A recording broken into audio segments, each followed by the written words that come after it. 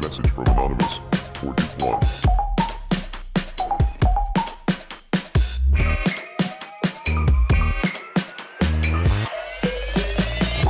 La luz constituye una condición de posibilidad para las imágenes. Sin luz, no funciona la mirada. No es posible pintar ni conseguir que una cámara capte fotografías o filme imágenes en cualquier tipo de formato, en cine o vídeo. Por otro lado, la luz ostenta una gran capacidad de atribuir carácter a una imagen. El hecho de que un cuadro, una fotografía o un plano cinematográfico presente una luz suave o dura, homogénea o contrastada, abundante o escasa, determina en buena medida el ambiente que caracteriza aquello representado. Una larga tradición estética atribuye, en la cultura visual occidental, ciertas connotaciones a la luz y otras a las sombras, al oscuro, y ambas son indisociables. El siglo XVIII es conocido como el siglo de las luces, aquel que vio nacer la enciclopedia, que abogaba por la soberanía de la razón y la educación para combatir la ignorancia y la superstición. Impulsado por las ideas de la Ilustración, desembocó en la Revolución Francesa.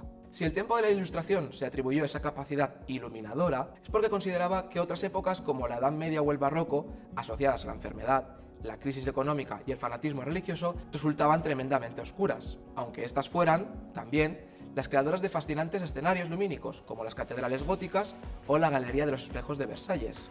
Además, la iluminación puede ocultar o mostrar los objetos y personajes representados, dirigir la atención de la mirada que recorre una imagen y jerarquizar sus elementos.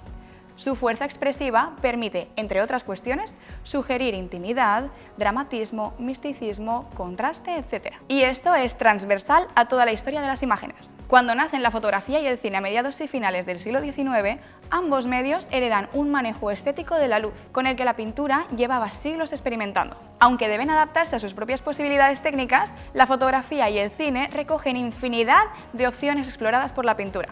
Por ejemplo, un uso de la luz compensado clásico que permite observar todos o casi todos los elementos encuadrados. Esta iluminación homogénea suele asociarse a periodos artísticos como el Renacimiento o el Neoclasicismo. En el extremo opuesto se encuentra el tenebrismo, que crea fuertes contrastes lumínicos entre las zonas oscuras del cuadro, que predominan de forma clara, y las partes iluminadas por focos directos situados, habitualmente fuera de campo. Su mayor exponente en la época barroca es Caravaggio. De toda una tradición que arranca con el mencionado claroscuro, merece la pena destacar cómo algunos pintores posteriores, como Georges de Latour o Rembrandt, usan la oscuridad no para crear un contraste lumínico violento, a la manera de Caravaggio o Rivera, sino para crear escenas íntimas, silentes, en las que predominan las sombras, pero una luz tenue ilumina discretamente las figuras representadas.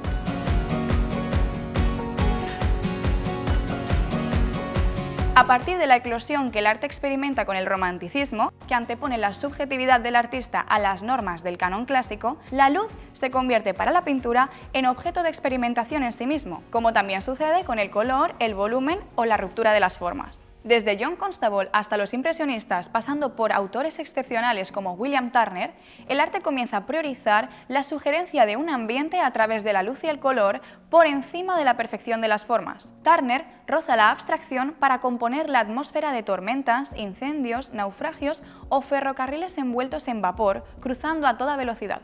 El hecho de que la impresión atmosférica resulte más importante que la representación detallada de los paisajes, personajes y demás elementos de la composición supone una revolución en el mundo de la imagen. El impresionismo es el movimiento que lleva al extremo la investigación de la luz y lo hace tendiendo las nubes, las luces de gas en las ciudades, los reflejos del agua o el oscilar de las hojas en los árboles. Algunos de sus autores, como Monet, pintaron una y otra vez el mismo motivo en diferentes estaciones y a distintas horas del día, con el fin de comprender los cambios lumínicos. El arte que camina hasta finales del siglo XIX, abriendo las puertas a las vanguardias, es sumamente heterogéneo. Sin ánimo de revisarlo por entero con rigor, podemos mencionar que vanguardias abstractas como el rayonismo de Mario Larionov o el orfismo de Sonia y Robert Delaunay renuncian por completo a lo figurativo para experimentar con la representación de rayos de luz y de combinaciones de colores.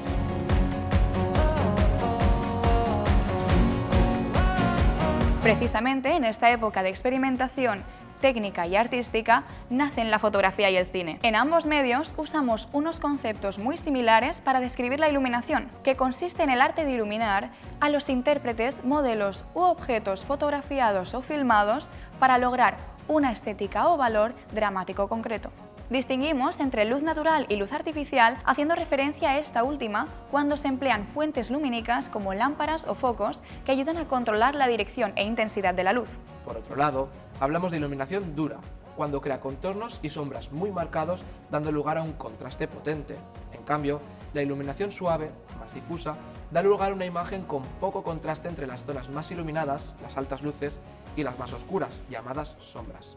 En este sentido, decimos que una fotografía donde predominan las luces está en clave alta, mientras que si predominan las sombras es una fotografía en clave baja. El contraste hace referencia al grado de diferencia existente entre la zona más clara y la más oscura de la imagen.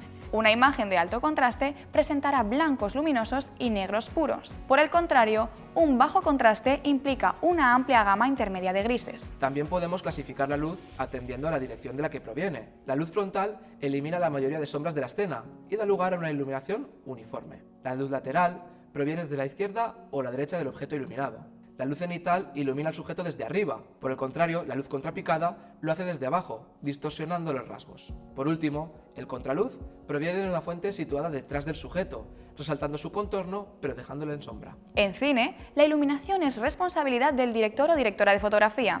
A través de la iluminación se regula la legibilidad de la puesta en escena, es decir, aquello que se permite ver o que se oculta al espectador, que puede responder a intenciones dramáticas muy distintas. La iluminación clásica busca un efecto natural a través de 3 puntos de luz: una luz principal que suministra la iluminación dominante en la escena, otra difusa de relleno que suaviza las sombras y un contraluz que resalta la figura del intérprete. Además, la proyección de sombras permite hacer referencia al fuera de campo, es decir, a todo aquello que no se halla dentro de los límites del encuadre, pero que, a través de las sombras, queda representado en él.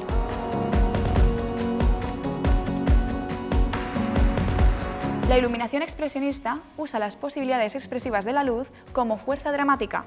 Va más allá del expresionismo como vanguardia y como movimiento cinematográfico, aunque hereda su nombre y algunos rasgos como el elevado contraste, luz dura y la creación de formas angulosas.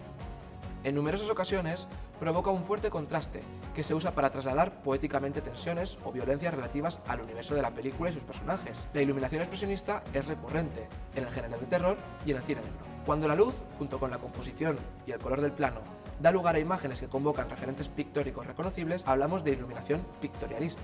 A diferencia del expresionista, este tipo de iluminación no cuenta con unos rasgos definidos de forma concreta. En cualquier caso, en ella destaca una potente fuerza cromática y constantemente una capacidad poética que permite al plano significar como imagen en sí, trascendiendo la acción narrativa del relato.